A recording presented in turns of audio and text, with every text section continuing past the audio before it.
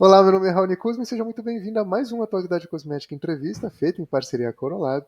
E hoje aqui, me sentindo muito honrado de abrir a terceira pauta da Atualidade Cosmética Entrevista, que vai ter o tema orientado para o antirracismo, com uma querida amiga e uma pessoa que eu admiro muito, que é a Fabiana Nogueira, do Tons de Preta. E eu já vou pedir para ela se apresentar, porque acho que ao longo da conversa vocês vão sentindo um pouco do que a gente vai ter nessa pauta e nessa temporada, que vai promete ser bastante provocativa, mas muito esclarecedora, isso é muito importante. Então, minha amiga, conta pra gente quem que é você na fila do pão, quem que é o Tons de Preta, da onde surgiu esse negócio incrível? Olá, tudo bem, Rony? Bom, primeiro quero dizer que estou muito feliz de estar aqui com você hoje. Você é um grande amigo, uma pessoa que eu admiro muito e tem, né, me orientado e aberto para discussões muito interessantes. Bom, eu sou a Fabiana Nogueira, eu sou CEO e fundadora, né, uma das fundadoras da empresa Tons de Preta Cosméticos. A cofundadora é minha irmã, Flávia Nogueira, infelizmente ela não pôde estar aqui conosco hoje. Mas a Tons de Preta realmente surgiu, né, de uma dor pessoal. Acho que eu estava, inclusive, lendo a respeito disso uns dias atrás. Acho que grande parte dessas empresas que surgem, né, e que tem um propósito por trás, e que tem uma orientação, um target final por trás, em função de alguma dor, ou pessoal, ou que aconteceu com o pai, ou que aconteceu com a mãe, ou com um amigo, né, então, com alguém muito próximo. No caso da Tons de Preta, acho que foi a minha família inteira, né, nós somos uma empresa de mulher, uma família de mulheres negras, né, e que sempre estivemos ali buscando, né, como se encontrar, como se encaixar dentro de um padrão de beleza negra que sempre foi muito machucado, né, muito hostilizado. Então, a gente sempre escutou, por exemplo, que o cabelo da mulher negra é ruim, enfim, e aí você cresce ouvindo aquilo e acaba aceitando e acreditando que aquilo é verdade. Então eu falei, bom, chega, né? Eu não tenho muita. Eu gosto muito de estar participando e de não ser espectador. Então, eu falei, já que a gente gosta de participar, já que a gente não gosta só de ouvir, vamos entender como é que a gente ataca essa dor também. E aí surgiu a Tons de Preta Cosmética, uma empresa realmente focada na valorização da beleza negra. Hoje temos eu, minha irmã e mais uma pessoa trabalhando com a gente. E a gente inicialmente está trabalhando com linha de cabelo, mas tem um futuro promissor pela frente. A gente pretende furar várias bolhas aí do mercado de cosméticos para beleza negra. Perfeito. E que sirva de exemplo, porque é de fato isso, né? É, A gente cria porque não tem opção. E isso eu acho que já exatamente. é um início. E por isso que eu nem quis fazer muita introdução, porque eu acho que já é um início para a gente entender que o buraco é muito mais embaixo. Claro. E uma coisa que também é interessante de como a gente, pensando em líderes e tomadores de decisão do mercado de cosmético, além de perder uma oportunidade, assinam a carta de incompetência ao não darem atenção, Claro, ao não claro. dignificarem, que é Sim. uma questão simplesmente de humanização e ética e Uhum. respeito, mas também de Sim. perderem uma imensa oportunidade de mercado com uma desculpa de que acha que não tem demanda. Então isso é É, realmente é. aquela coisa que, ai, que tem probleminha aqui, não é possível. Sim, sim. Não, é muito interessante isso que você disse sobre não ter demanda, né? Quando a gente cruza os dados, né, do que é o povo negro no Brasil, como esse povo negro é constituído, mais de 50% da população do povo brasileiro é negro, né? O povo negro movimenta 1 tri de reais por ano na economia brasileira, sendo que as mulheres têm uma participação aí de 700 bi. Né? Então, assim, a gente não está dizendo aqui que não existe uma demanda, a gente está dizendo aqui que essa demanda está sendo ignorada por uma questão de racismo estrutural no Brasil. Hoje, é claro que a gente percebe algumas empresas fazendo esse movimento, e aí me desculpa colocar o dedo na ferida aqui, mas eu acho que é muito mais por uma questão de marketing, né? Muito mais para valer um post no LinkedIn do que porque realmente essa pessoa se importa. Se você for fazer uma análise de quem hoje conduz um pouco, né, dos produtos que são oferecidos para a beleza negra, a maioria das empresas são homens brancos, né, e que fazem várias outras coisas e meio que aproveitam já uma tecnologia que existe ali para desenvolver alguma coisa para a mulher preta e colocar lá meu cacho, enfim. Então, acho que esse é o grande ponto, né? Quando a gente cruza essas duas vertentes, o tamanho dessa população, o poder de compra dessa população e o quanto esse povo pede por produtos que se encaixam dentro da beleza, da beleza negra, da valorização da beleza negra, do outro lado você tem uma demanda, uma oferta que realmente não está olhando para o problema, está querendo se valer disso agora, a partir dos últimos 10 anos, últimos 5 anos principalmente, se valer disso para também ter algum tipo de marketing. Isso é uma realidade que dói. E É. por isso vamos começar até do começo, ser redundante aqui, porque eu acho que uma das coisas que deixa isso muito claro é quando de tomador de decisão a P&D não faz a mais pálida ideia do que significa o cabelo, Não, do que significa a formação, os desafios de uma formação de identidade para um sujeito não negro, não claro. indígena, né? E aí Claro. eu queria te fazer uma pergunta, que é aquele óbvio que precisa ser dito, mas que de fato precisa ser dito. Meu amigo, o que é o cabelo para uma mulher negra? O que significa? O que é essa coroa que a gente precisa Você, aprender sobre? sim, você disse tudo. Rony, eu vou ser bem honesta com você, trazendo alguns exemplos da nossa infância. Minha infância e a infância da minha irmã. Eu acho que o cabelo para a mulher negra representa o poder, né? Então, quando você olha hoje para as mulheres saindo com aqueles blacks maravilhosos na rua, né, entrando no shopping, você percebe que essas pessoas começam a ser percebidas, né? Você percebe que essas pessoas começam a chamar a atenção. Então, quando a gente se olha no espelho e vê um cabelo black, cacheado, ondulado, crespo, independente da sua curvatura, mas dentro dessa linha dos cabelos afro, bem cuidado e bem tratado, e a gente não está falando só de uma questão estética, né? A gente está falando de uma questão sentimental. Existe um sentimento por trás disso. Então, a gente está falando aqui de autoestima, a gente está falando de pessoas que estão se aceitando, a gente está falando de pessoas que estão deixando de aceitar coisas, né? Então, eu vi recentemente um post no LinkedIn de uma menina que, temos uma vaga de emprego para você, ela é ótima, porém você vai precisar fazer escova no cabelo, porque a nossa empresa é um pouco antiga, ela não. E aí a pessoa falou: não, obrigada, ótima vaga, mas eu prefiro meu cabelo. Então é disso que a gente está falando, né? A gente está falando de uma questão de aceitação, de voltar na nossa ancestralidade, né? Então, pensando, hoje eu olho para trás, vejo como a minha mãe cuidava do cabelo, como a minha avó cuidava do cabelo, e era assim, gente, ou o cabelo tá preso ou ele tá alisado, né? Porque de alguma maneira a sociedade demonstrou pra gente durante muitos anos que esse cabelo não era um cabelo digno de ser visto, né? Então, acho que o cabelo pra gente representa isso, representa o empoderamento e voltar no tempo e falar, bom, eu vou honrar meu povo, eu vou usar meu cabelo do jeito que ele é lindo, enfim. E isso é muito legal. E eu queria ouvir queria seu comentário, porque o que me parece sempre é aquela relação de que se você não pode me ouvir, você vai pelo menos me ver. Então a formação de uma identidade, ela gera É, impacto ao mesmo tempo. Tudo sim, que tem algum significado para além do padrão gera uma ameaça. Por isso, claro, da gente claro, também pensar essas ações para além do letramento.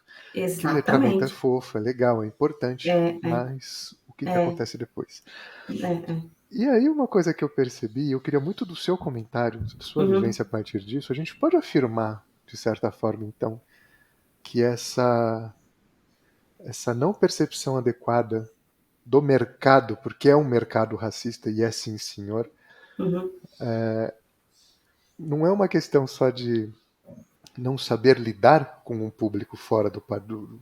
Enfim, não vou nem falar fora do padrão, porque a gente é o padrão, né? De certa forma, a gente é a maioria. Exatamente.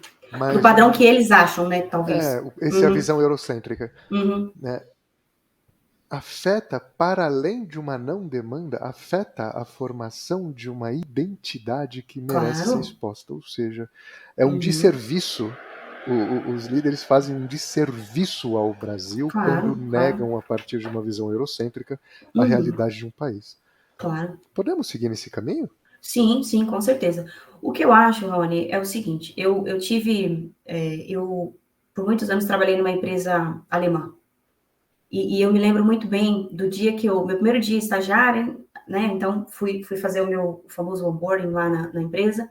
E aí tinha um programa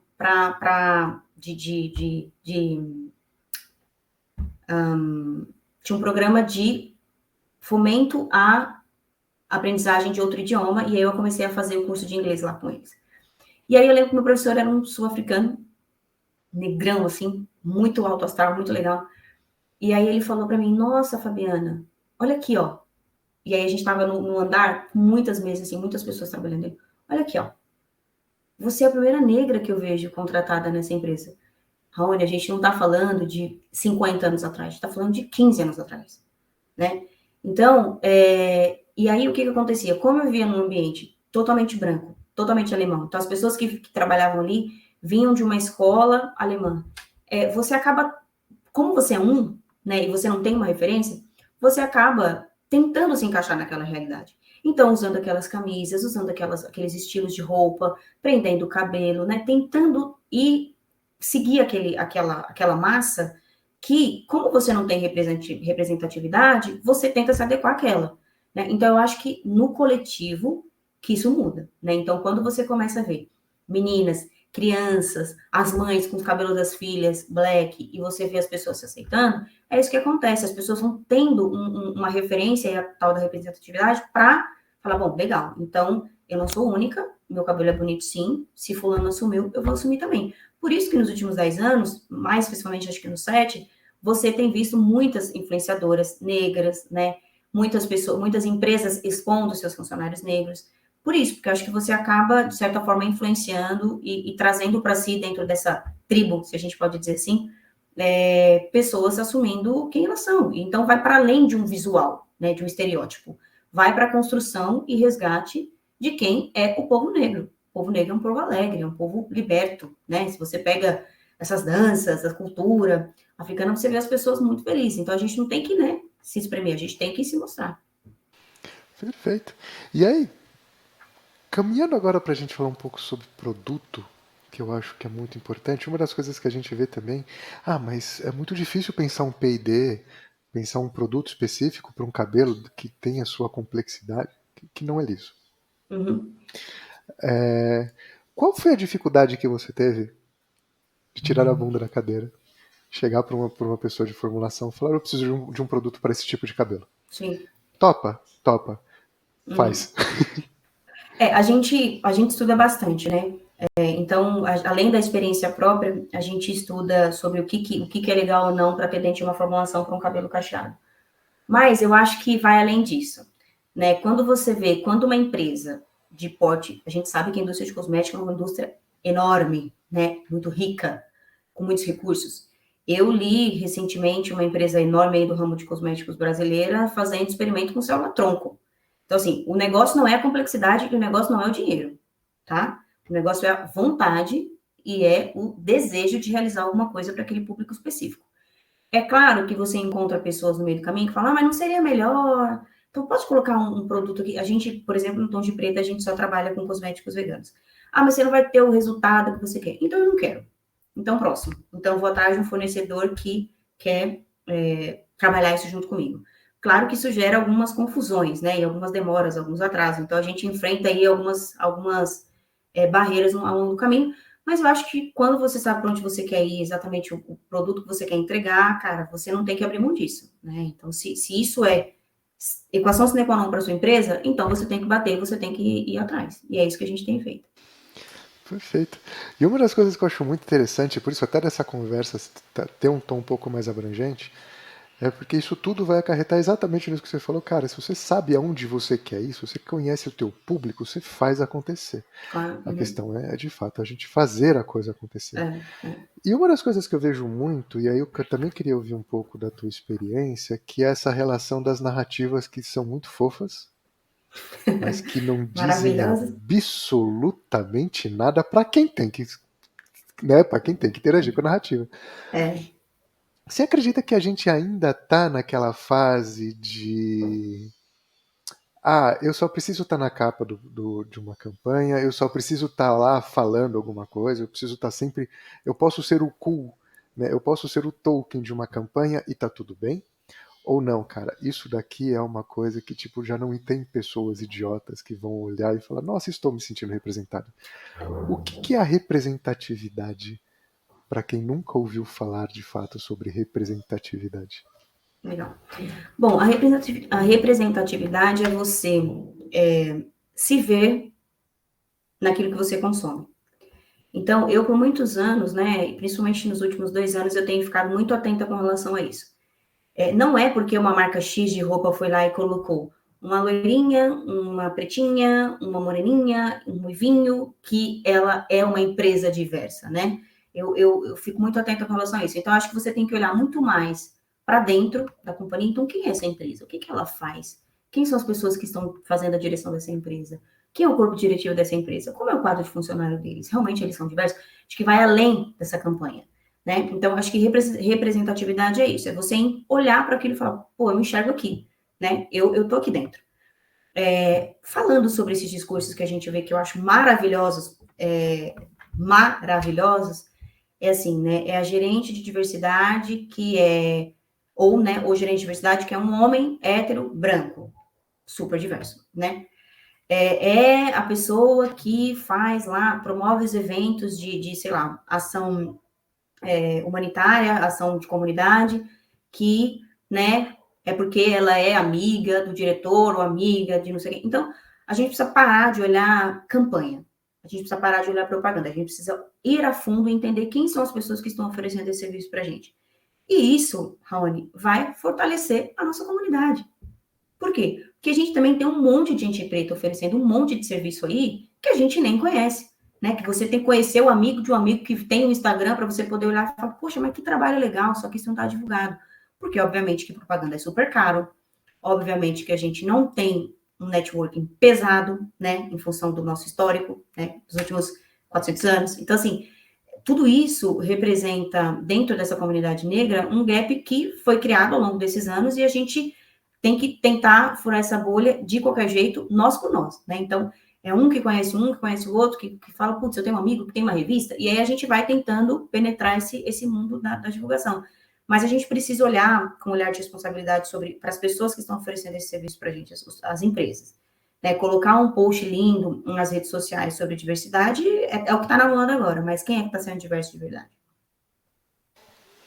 E quem está sendo coerente de verdade, né? Esse acho que é um ponto que a gente pega até uma lógica de reputação de marca, quando a gente começa a perceber que as reputações elas estão frágeis num nível que é narrativa mudando toda hora, todo dia tem um lançamento de alguma coisa, porque se alguém para fazer uma análise, a coisa tá feia. É, é, Tá muito complicado. exatamente isso.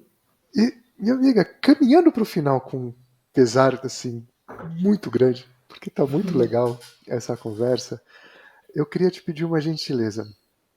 Primeiro, né, a gente vai fazer essa pauta também ser uma vitrine exatamente para que isso aconteça, Uhum, né, para que as pessoas tenham acesso e tenham um conhecimento que existe, né, e até aproveitar e falar, gente, vocês que estão aí na área de marketing de P&D, tem benchmark para isso é importante, tem referências de mercado para isso. uhum, Então é importante sair um pouco daquele véu fofo uhum, eurocêntrico e enxergar a realidade como ela é e trabalhar com o fato para a gente criar inovação que seja relevante. claro. Fabiana, aonde a gente acha o Tons de Preta? Conta um Legal. pouquinho pra gente. Bom, a gente está hoje dentro do nosso site, que é o www.tonsdepreta.com.br. Então, todos os nossos produtos estão lá disponíveis. A gente tem frete para todo o Brasil, então não tem nenhum tipo de restrição de envio.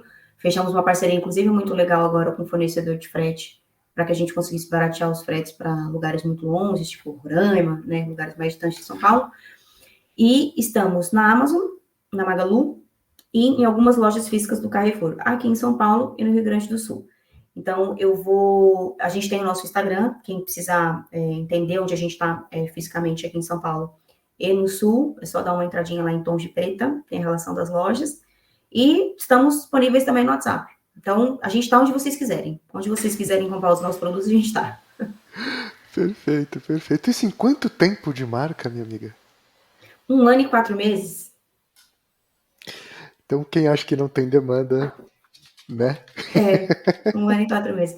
Mas tem sido uma jornada, assim, prazerosa, né? Claro que tem muito trabalho, né? Ainda mais se uma empresa está começando, a gente não tem um time enorme, então acaba que você joga na zaga, no ataque e defende, mas é um prazer fazer o que ama, fazer o que gosta, né? Fazer aquilo que te aproxima das pessoas, o contato com as pessoas, né? Como a gente cria relacionamento, as histórias que a gente escuta sobre cabelo e se identifica, fala, putz, eu também passei por isso quando era criança, é muito interessante. E, minha amiga, pra gente fechar, a gente tem duas perguntinhas meio que clássicas aqui. Primeiro, para quem te ouviu e falou, Fabiana, agora eu enxerguei que é possível e eu quero de Uhum, fato fazer isso. Que uhum. dica você daria para essa pessoa iluminada? E que dica você dá? E que puxão de orelha você daria para algum tomador de decisão que está ouvindo aqui, algum líder, alguém que tem a caneta na mão para tomar algum caminho ali no negócio, falando, isso é causa, putz, é mais um povo que tá falando de mimimi. Uhum, Pode dar um uhum. bom puxão de orelha. É. Bom, acho que falando sobre dica, pode parecer um pouco piegas, talvez, mas eu acho que você precisa realmente estar inteiro naquilo, né? Então, se é algo que você. Porque você tem que estar disposto a falar sobre o mesmo assunto 24 horas por dia, 7 dias por semana. Né? Exige muita dedicação, exige muita pesquisa, existe muita conversa, existe muita dedicação.